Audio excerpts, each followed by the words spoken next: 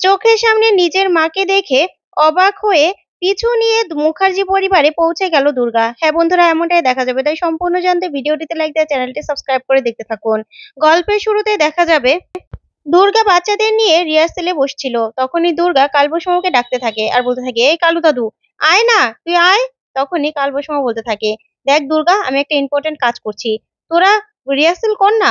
তখনই দুর্গা বলতে থাকে, আচ্ছা কি দেখে রিহার্সেলটা করব, ডায়েরিটা কোথায়? তখনই কালবৈষ্ণব বলতে থাকে, ডায়েরিটা দেখ না, সাইডেই আছে। তখনই দুর্গা পুরো ঘর তন্ন করে খোঁজে আর বলতে থাকে, আমি পাচ্ছি না রে বুড়ো, তুই তাড়াতাড়ি দিয়ে যা। তখনই কালবৈষ্ণব বলতে থাকে, আমি আসছি, দাঁড়া, তুই শুধু ওই ট্রাঙ্কটাতে হাত দিবি না দুর্গা। তখনই দুর্গা বলতে থাকে, কোথায়, আমি কোথাও পাচ্ছি না। তারপর দেখা যাবে দুর্গার হঠাৎ হঠাৎ করে চোখ পড়ে সেই ট্রাঙ্কের দিকে আর বলতে থাকে, এই কালী বুড়ো শুধুমাত্র আমাকে ট্রাঙ্কটা ধরতে বারণ করে, এই ট্রাঙ্কের মধ্যে ওর কি আছে, দেখি তো। এই বলে ট্রাঙ্কটা বের করে দুর্গা। তারপরে ট্রাঙ্কটার ভিতর থেকে সবকিছু বের করে আর বলতে থাকে, কই কিছুই তো নেই, কি জন্য যে বুড়ো এটা ধরতে বারণ করতো। তারপরে দেখা যাবে স্বয়ংভু আর জগদ্ধাত্রীর ছবিটা বের করবে, তখনই দুর্গার ফোনে ফোন আসে। কেউ একজন ফোন করে বলতে থাকে, আমার ছেলেটাকে বাঁচান, ওই স্কুল থেকে যাওয়ার সময় বেল্লার লোক ওকে তুলে নিয়ে গেছে। তখনই দুর্গা হম্বিতম্বি হয়ে বেরিয়ে চলে যায়।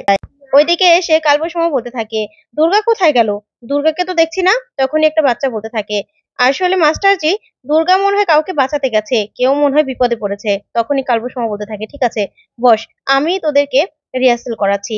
এই বলে কালবৈষ্ণব বাচ্চাদের নিয়ে গান গাইতে থাকে।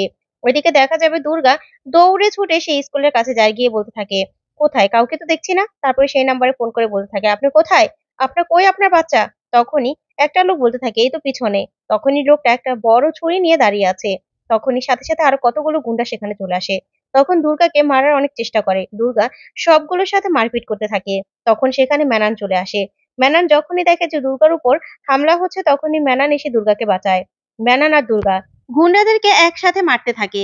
তারপরে হঠাৎ করে দেখা যাবে একটা গুন্ডা দুর্গার উপর আক্রমণ করলেই সেই দুর্গার হাতটা কেটে যায় আর দুর্গার হাত কেটে অনেক রক্ত পড়তে থাকে। তারপরে গুন্ডারা চলে গেলে ম্যানান দুর্গাকে বলতে থাকে, তোমার হাতটা কেটে তো অনেক রক্ত পড়ছে। তারপর একটা রুমাল দিলে দুর্গা হাতটা বাঁধতে থাকে আর বলতে থাকে, এসব কিছু না, এরকম হতেই থাকে, কিন্তু আপনাকে আমি দেখেছি তো, আপনার নাম কি, আপনি আশ্রমে যান না? তখন ম্যানান বলতে থাকে, হ্যাঁ আমি আশ্রমে যাই, আমার নাম জেনে তোমার দরকার নেই, তবে ওরা কারা তুমি জানো? তখন দুর্গা বলতে থাকে, না আমি জানি না। তখন ম্যানান বলে, ওরা হলো বেল্লার লোক। তখনই দুর্গা বলতে থাকে, আপনি কি করে জানলেন? তখন ম্যানান বলতে থাকে, দেখো, তোমার একটু সাবধানে থাকা দরকার, ওরা কিন্তু খুবই খারাপ। তখন দুর্গা বলতে থাকে, ওরা না আমার কিচ্ছু করতে পারবে না, কিচ্ছু না। তখন ম্যানান বলে, চলো তোমাকে হসপিটালে নিয়ে যাই, হসপিটালে নিয়ে যাওয়া দরকার তোমার, তোমার হাত কেটে অনেক রক্ত পড়ছে।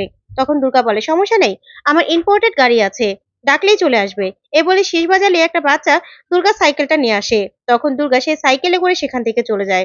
ওইদিকে দেখা যাবে জগদ্ধাত্রীকে স্বয়ংভ চেক আপের জন্য হসপিটালে নিয়ে আসে। তখন ডক্টর বলতে থাকে, দেখুন, সিটি স্ক্যান তো করিয়েছি, কোনো মিরাক্কেল ছাড়া উনি সুস্থ হতে পারবেন না। তখনই স্বয়ংভু বলতে থাকে, আচ্ছা ডক্টর, ওকে সারা জীবন এরকমই থাকবে, ওকে কখনো ভালো হবে না?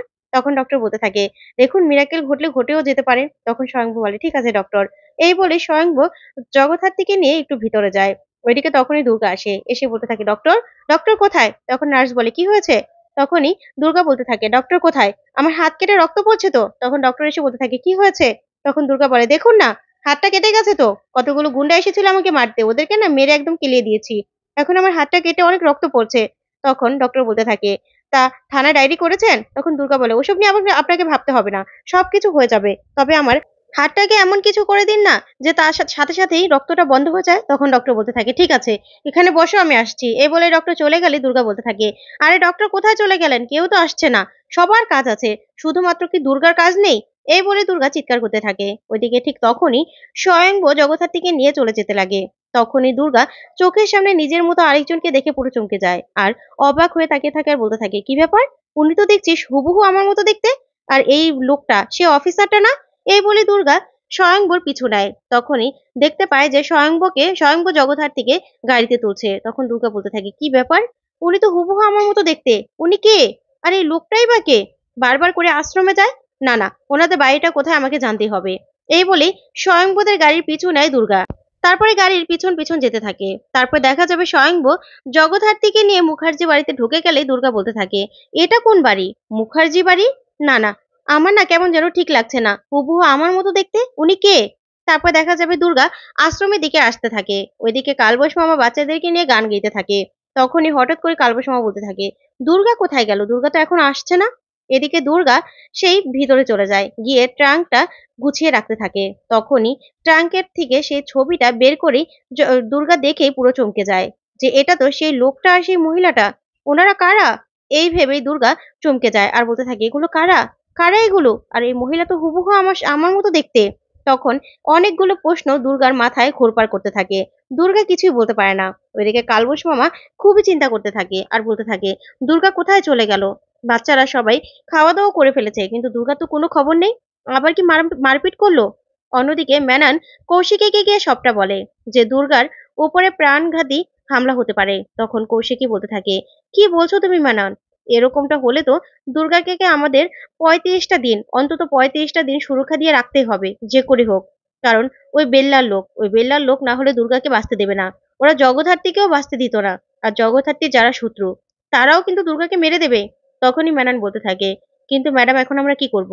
তখন কৌশিকী বলতে থাকে, ওকে গার্ড দিতে হবে, যে করে হোক ওকে সুরক্ষার ব্যবস্থা আমারই করতে হবে। ওকে সুরক্ষা দিতেই হবে। ওকে ৩৫টা দিন আমাদের সুরক্ষিত রাখতে হবে। কারণ ৩৫ দিন পরেই দুর্গার ২১ বছর পূর্ণ হবে। তখনই মুখার্জি পরিবারে দুর্গাকে আমি নিয়ে যাব। কিন্তু তার আগে যদি কেউ জানতে পারে না মেনন, তাহলে দুর্গাকে ওরা শেষ করে দেবে। তখন মেনন বলতে থাকে, কিন্তু ম্যাডাম কিছুই তো বুঝতে পারছি না। কি করব আমরা? কি করব?